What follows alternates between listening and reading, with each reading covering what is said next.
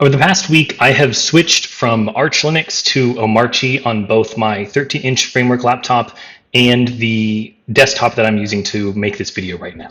If you are a Linux nerd, you probably know what Omarchy is, but in case you don't, it is a new distro of Linux that is based on Arch and uses the Hyperland tiling window manager created by David Heinemeier Hansen, better known as DHH. He is the creator of Ruby on Rails, and 37 Signals, the company where he is CTO.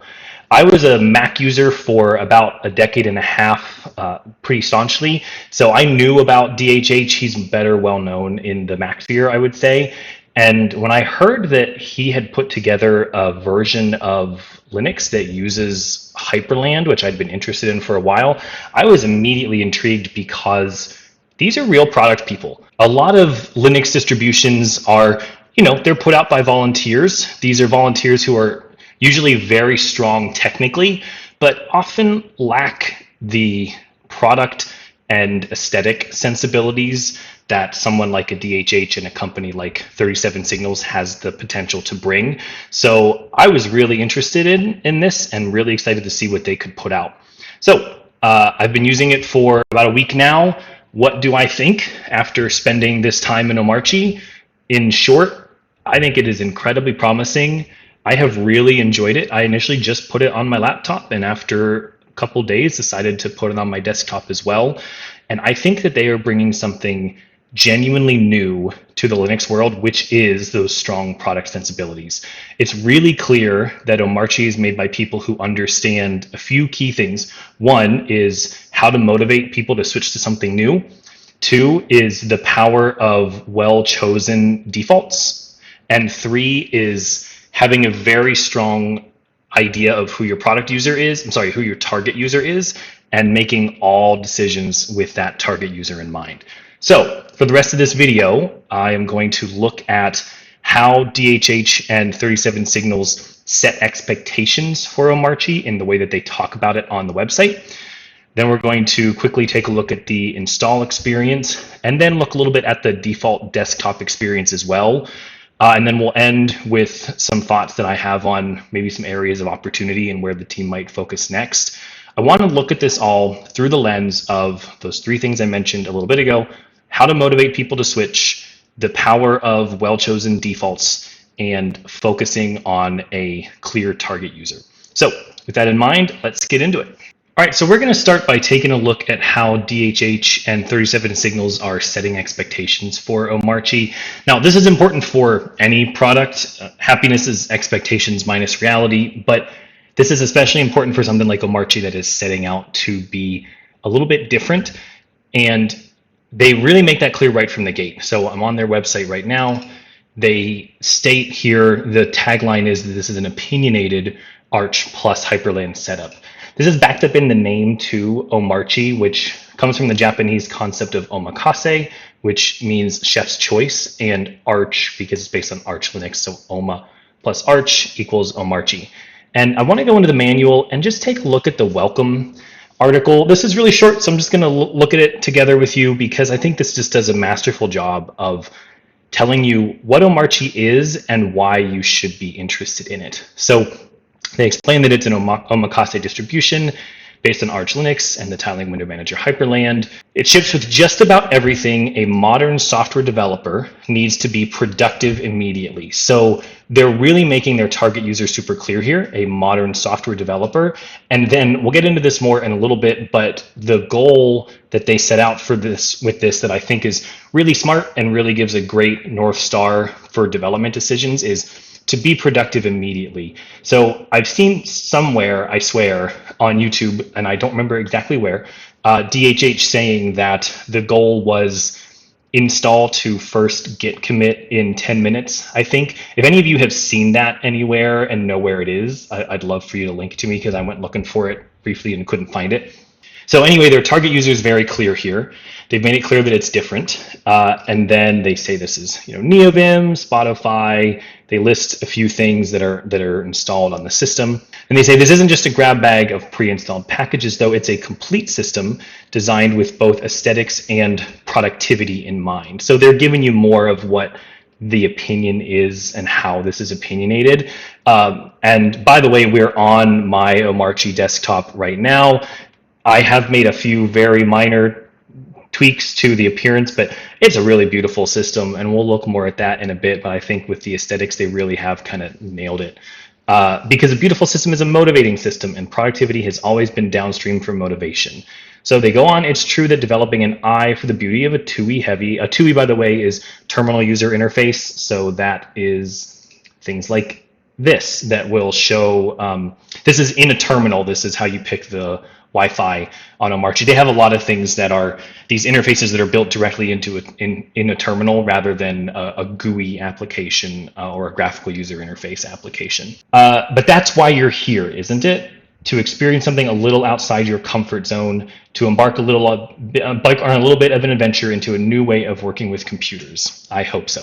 So I think this is brilliant because there's a rule of thumb in product management, which is that switching costs, meaning the cost to get someone to switch from a pre-existing solution they have to some sort of a problem in their life to your product, in order to get someone to do that, you need to be about 10x better. Basically what that means is you've got to blow the existing solution out of the water.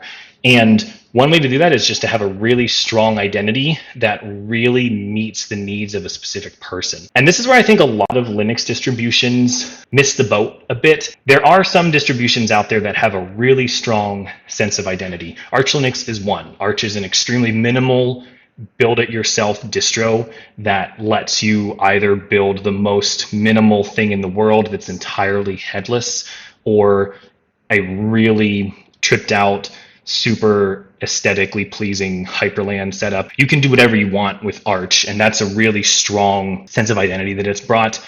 There's other distros out there that have really good senses of identity as well that are very clear.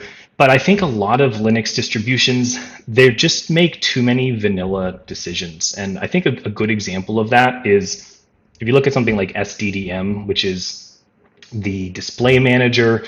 It's really, you should think of it as a login manager, but it's basically what you use after your computer boots up to log into whatever desktop environment or window manager you have. SDDM is one of a few different login managers that exist, but it's default on a lot of distributions. And I've installed and played around with a lot of different Linux distributions, and SDDM is frequently incredibly ugly out of the box. And one of the first things that I feel like I really need to go change this. And I think that a lot of Linux distributions, they're just not really making those types of bold choices that make them stand out and will make users want to use them. And DHH and 37 Signals really get this. And I think they've done a great job in setting expectations right out of the gate. Going on just really quickly, not like Windows or not like Mac OS either. It's not trying to be as familiar as possible. It's trying to be beautiful and better. Embrace the Linuxness of it all. Manually editing some config files, sure. Heavy on the terminal, definitely. Let's get started with the basics. So I think, again, they've just really made it clear. If you are a modern software developer who wants to try something new, wants something that's beautiful and is highly productive, come check us out. I think that's a great mission statement, a great identity, and a great reason for a lot of people to give it a try. And based on what we've seen in terms of the kind of interest and traffic that it's gotten online, it seems like that message is really landing well. So next we're going to go and take a look at the Omarchy install experience. That'll be kind of quick, and then we can look at the default desktop setup from there. All right, so I've got Omarchy pulled up here in a virtual machine, a VM on my computer, and we're just going to run through this. As we're doing this, let's take a look and see how are they backing up that expectation that they set of an aesthetically pleasing and highly productive system aimed at a modern software developer that lets you get productive right away. So, we're here on the screen, we see their branding, we pick our language, detects the network for us, and then we set up our username. So I'm just going to say Kickish, and password, we'll make something super strong. And then this is something that's really interesting. They have you put in your full name and then later your email address for Git authentication. So we'll just say test user here and test it, test.com. And then host name, I'm just going to go with Omarchy, US Central. And that is it. There's all the choices that we're making. So I get a chance to verify, And then if I hit yes, it's just going to start installing. I'm not going to run through the whole thing because I've already got this installed in a VM. So basically you do that, it goes through and installs everything, and then when you're done, you reboot the system. So the ways that they have backed up that expectation that they set, one is the branding in here is really well done. You know, they've chosen this kind of, I don't know exactly how to describe it, this like block lettery looking Omarchy logo that I think looks really cool, has kind of a geeky, nerdy vibe, but also is something that you can display easily in a terminal-based environment like this, where we're doing an install before we get to anything graphical. So think about all the things that we did not choose during this install process. We didn't do anything about partitioning. We didn't do anything about swap or file system choices. We didn't pick a desktop environment. There's only one choice for that. So there's a lot of things that in a typical Calamares installer, you're going to be choosing that they've chosen for you. And I think there's really two reasons for that. One is they want to provide an opinionated setup for a modern software developer, and they're saying, hey, we have a really strong opinion on what a Linux system for them should look like. And so they're just making those choices for us. But the other is, provided that I heard right about the 10 minutes from install to git commit goal, you can't get anywhere close to that if you're letting users choose all those things on their own. You've got to make choices in order to be able to get close to that goal. So I think they've done a really good job there of just having a very clear North Star that guides the decisions that they're making in terms of the install process and what that looks like. All right, so we are now about to get into this VM here that's already installed. I'm doing this in a VM rather than my system just because I want to go through the default experience, and I've already made some tweaks to some things that we'll kind of talk through a little bit later. We're on the login screen right now, and this is a great example of their kind of minimal aesthetic that they've got that looks really nice. So I'm going to type in that super strong password, and here we are on this just really nice, beautiful system. They've got a great, gorgeous background, you know, very simple and minimal. And what I want to do is just kind of walk through some of the default setups that they've got. I'm going to be looking over here occasionally at some notes, so apologies for that. Before we get into that, I want to just talk very quickly about what I think the job of defaults in an operating system are. I think they do three main things. First is they need to optimize for the main use cases. So they've got to make sure that the main things that you're going to be using your computer for are very smooth and able to be done really simply and easily. The fact that they have chosen such a clear target user makes this a lot easier because they can really focus in on the needs of a modern software developer. I think the fact that we didn't choose partitioning, but we did put our name and email address for Git authentication in the install experience is a great example of defaults that are doing just that. They are making sure that your Git login experience is super clean, and they don't make you pick things that you're not really going to care about, presumably. The second job of defaults, I think, is discoverability. So you're not going to know everything that your computer can do, and ideally good defaults are also helping you find new things that you can do. And then the last thing is delight.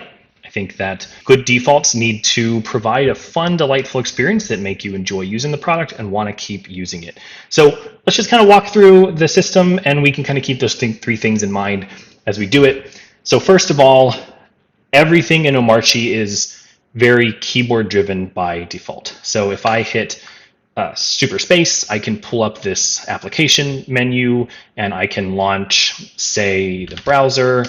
And then I could launch something like Alacrity, the terminal, and you can see it's tiling, right? This is Hyperland, so it's a tiling window manager. So it's going to place windows for you automatically.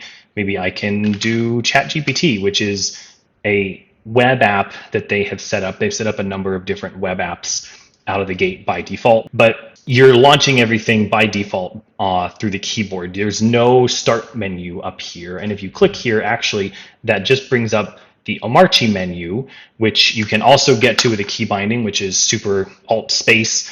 And that lets you get in and make some tweaks to the system and stuff like that. You can update from within here. You can install packages, all that sort of stuff. So very, very keyboard centric. And then, obviously there's also lots of key bindings for all these things. So all these things that I just launched, the browser, the terminal, and ChatGPT can all be launched by default with just direct key bindings. So super B pulls up my browser, super return pulls up my terminal, and then super A for AI pulls up the ChatGPT web app. So there's lots of that sort of stuff that they have optimized for. And then if you don't know what those key bindings are, they have a menu right here that with super K that you can pull up that just lets you find it. So if I want to say, how do I launch my terminal? Oh, I see right there, I do it with super return. Or if I want to say, how do I suspend the system? Oh, that's not one, but I can do a power menu. There we go. Super escape. Navigation by default is very keyboard centric. Then when we go into here, we can do some setups in here. I think the first thing that I'll do, because again, the aesthetics in here are really well done. It's also a key selling point in their own language online about it. So if we come into style, then we can go to theme, and there's lots of different themes. So right now we've got the Tokyo Night theme. You can tell that because it's italicized at the bottom here. Let's try out Osaka Jade. And then the cool thing is everything switches, including Chromium. They had to do a custom, a mini fork of Chromium just to be able to have it change along with the theme, which just really shows the dedication that they have to the theming and the aesthetics being a really key motivating factor for why people would want to use Omarchy. If we switch over to Clean Desktop here, you can see, okay, this is, they've got different desktops for different themes, and there's a key binding control super space that lets you switch between all of the different desktops available for that theme. We'll do one more because I really like these themes. I think they're really nice. Let's do I Love Cat Poutine. So we'll do Cat Poutine.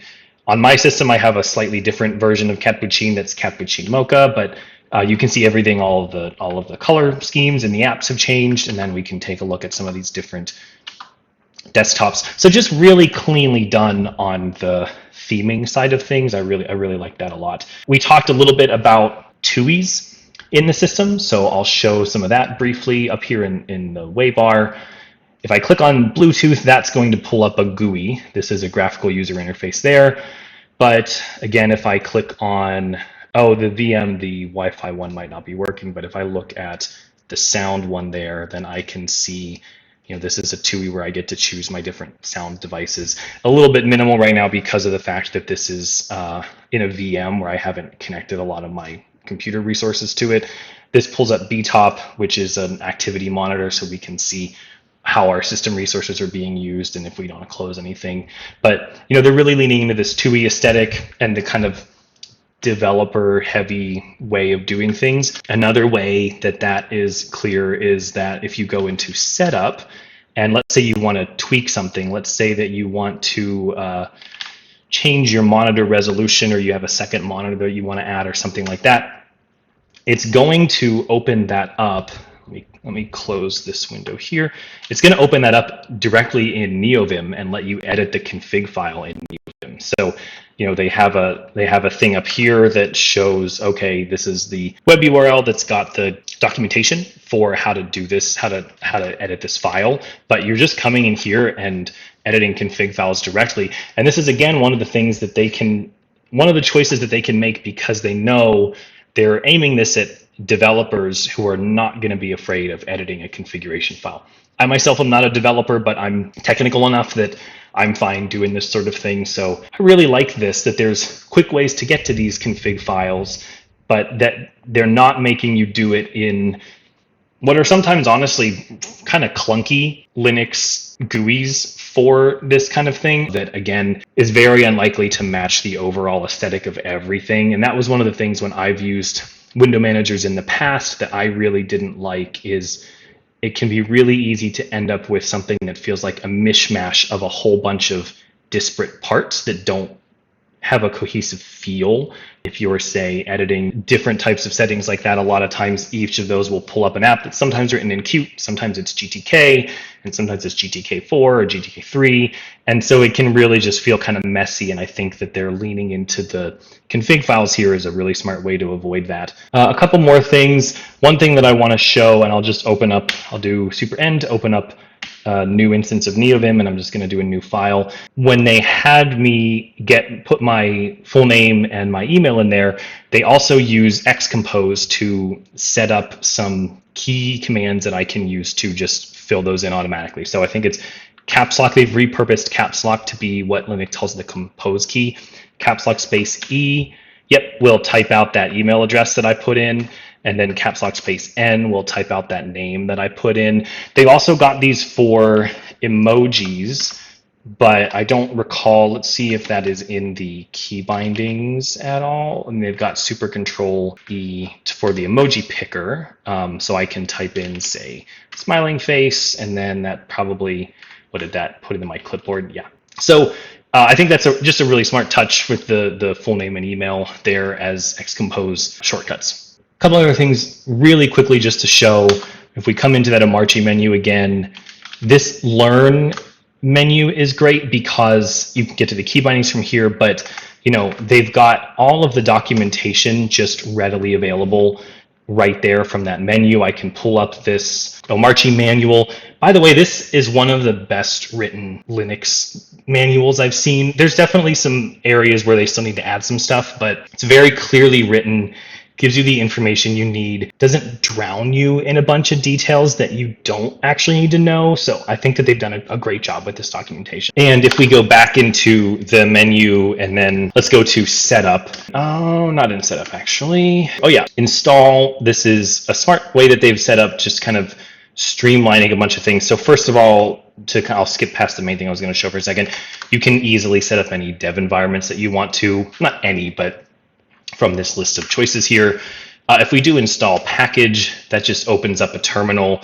This is pulling from the Pacman databases with fuzzy find. So if I want to install, say, we could do kitty.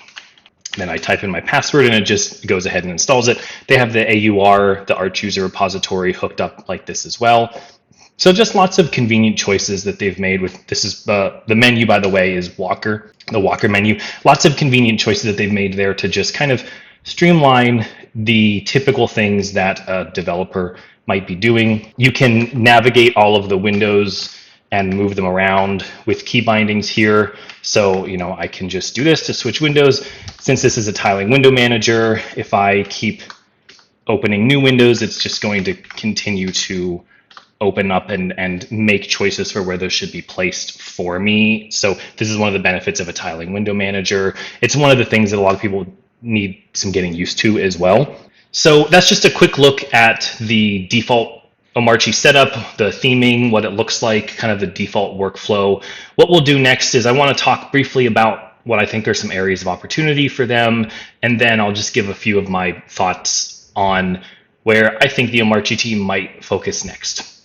All right, what I'd like to do now is just talk through a few quick areas of improvement that I think that Omarchy could still make.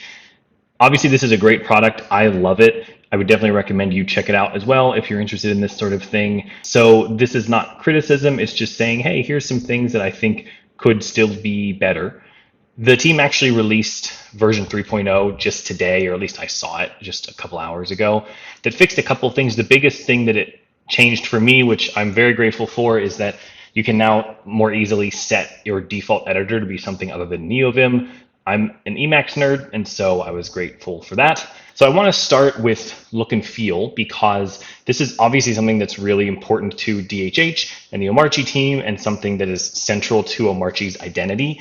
And it works great with all of the out-of-the-box apps. Where you can run into issues is when you start installing things that are not included already. So as an example here, I'm going to open up an app called Vorta, which is a backup app that I use.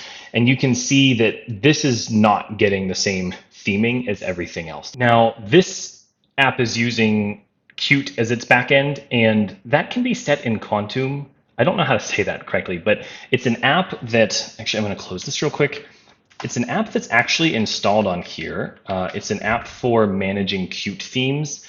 The thing I'm not quite sure about, and I haven't messed around with enough to fix, is it's not visible in the Walker menu. It's set in the code somewhere as being hidden.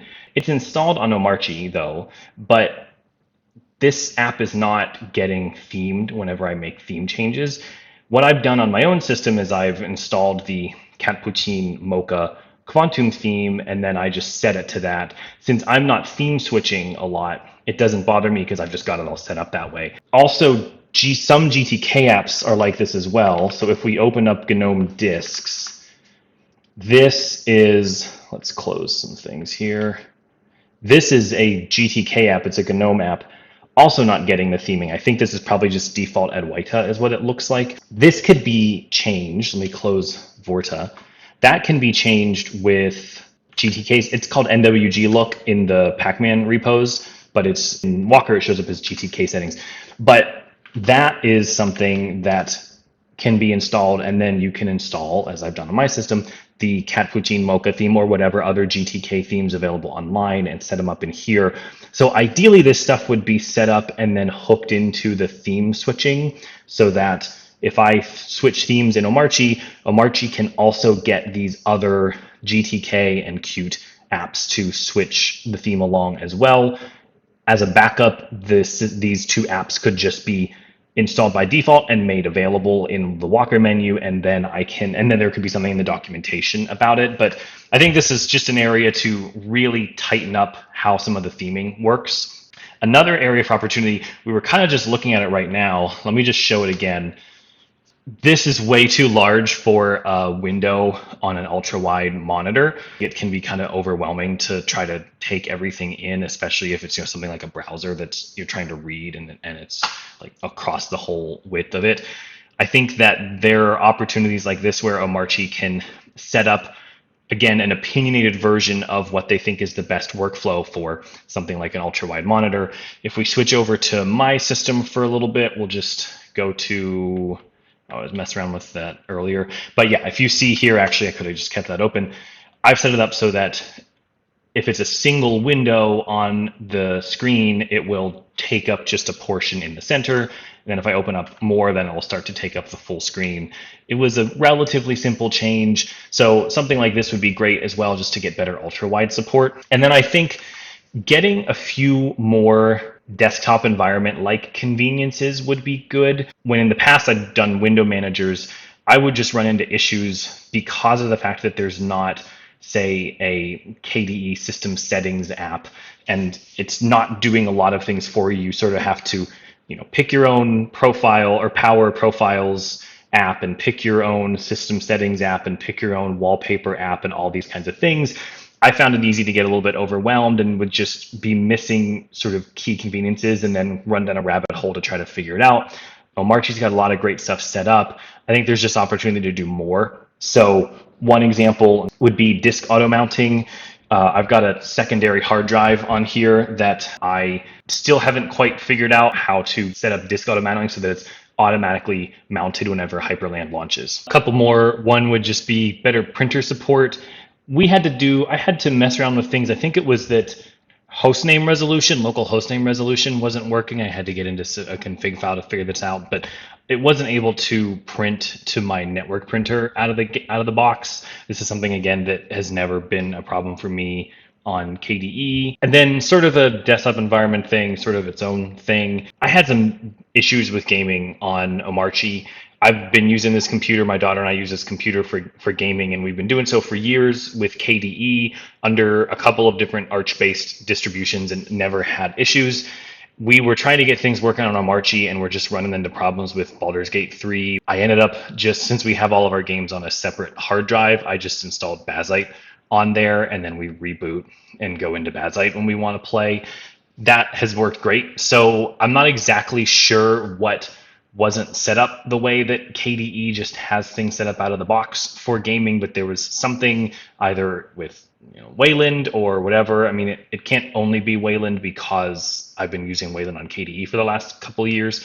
So anyway, I think there's still just some more room for improvement in making Omarchy gaming, more of a just install Steam and go kind of an experience. Then better laptop support. So Omarchy isn't set up with hibernation out of the box. And in fact, the way that swap is set up, where it's swap on ZRAM, you can't even enable a hibernation, especially for people who are going to be coming from the Mac world. Battery life in the Linux side of things is a pretty big disappointment if you're coming from a Mac. When I started using my Framework laptop 13, I was really disappointed in the battery life. Now the Framework 13 is, I've got like the first gen one, especially that is known for not having good battery life. But when I set up hibernation on there, it made a world of difference.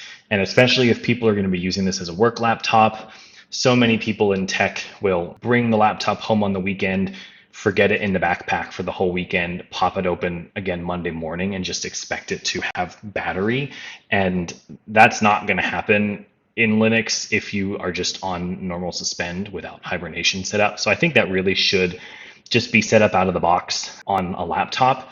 The other one is something that in my personal experience has helped with battery life, but I don't know if the data fully backs it up broadly, although from what I've seen on the Arch Wiki, I think it does. On my laptop, I switched from Power Profiles Daemon to TLP a while back when I was still running Arch. That made a big difference because I'm on an Intel laptop. From what I understand, AMD laptops, you definitely want to stick with Power Profiles Daemon, which is what Omarchy installs by default for setting up different power profiles. TLP has been better on my computer by far, and from what I understand, is just generally better for Intel laptops. So ideally, Omarchy could just detect, hey, you've got an Intel laptop, we're going to give you TLP instead. And then one more thing is leaning more into customization.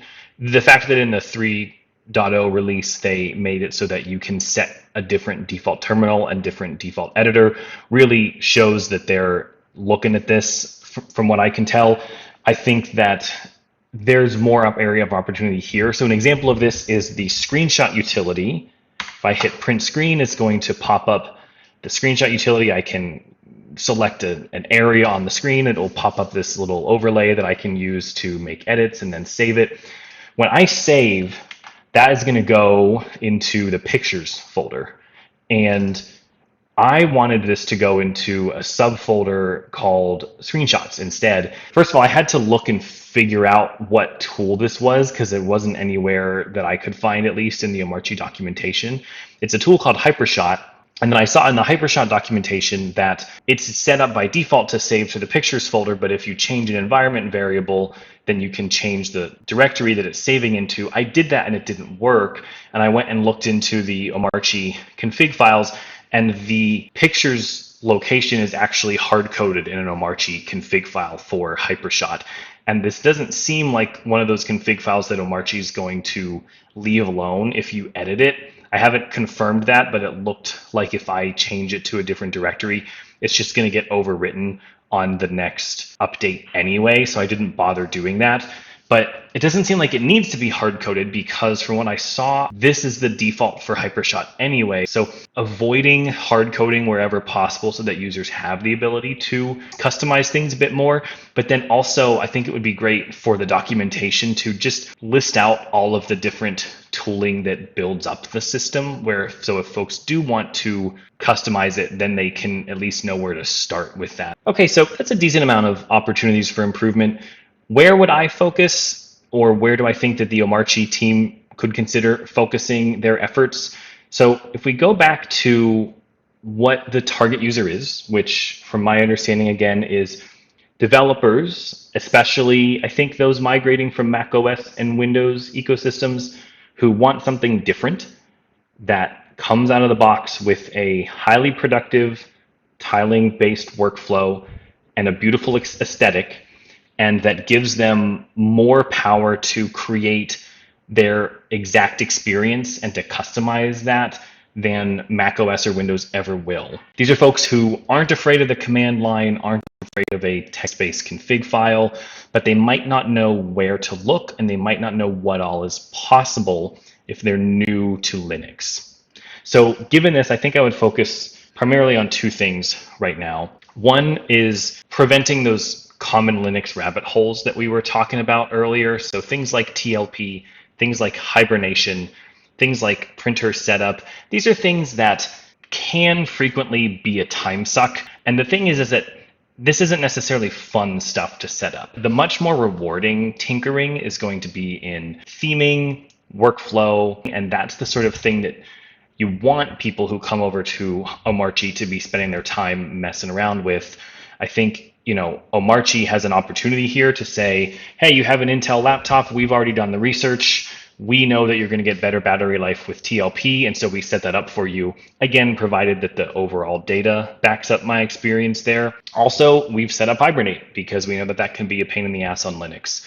The second is, I think there's an opportunity for additional pre-made, tailored, opinionated setups for different types of workflows that can, be small variations within the overall Omarchy workflow. So examples of this would be ultra-wide monitor support. Omarchy's got an opportunity here to say, hey, we saw that you've got an ultra-wide monitor. Here is what we think is the best tiling window manager workflow for ultra-wide monitors.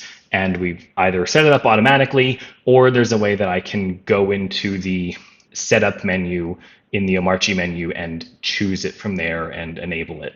Another example would be more Vim key bindings. So I personally, on my setup, I added Vim key bindings for window navigation. So we were looking earlier at how you can use super plus the arrow keys to go between windows up and down and left and right, and to like swap windows around.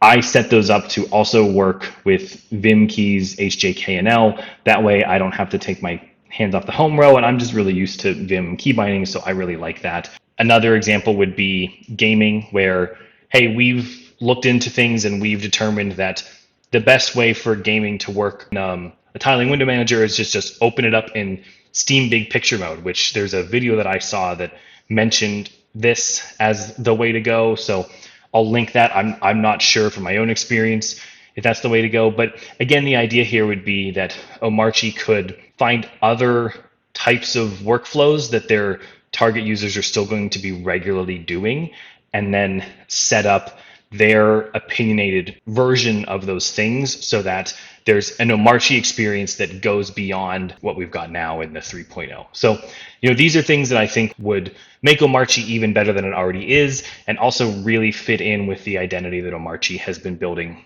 up to this point. But that's the end of the video. I hope that you enjoyed it. Again, I think Omarchy is great. I think DHH and the team have done a really good job.